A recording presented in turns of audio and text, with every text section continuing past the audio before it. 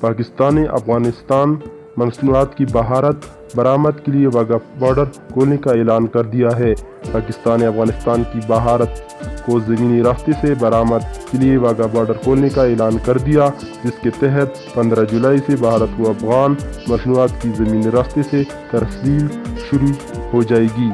ترجمان دفتر خارجہ کے مطابق واگا بارڈر کو 15 جولائی سے پاک افغان ٹرانزٹ معاہدے کے تحت کھولا جا رہا ہے۔ پاکستان نے بھارت حکومت کی خصوصی درخواست پر واگا بارڈر کھولنے کا فیصلہ کیا ہے۔ پاکستان نے افغان ٹرانزٹ معاہدے کے تحت اپنا وعدہ پورا کر دیا ہے۔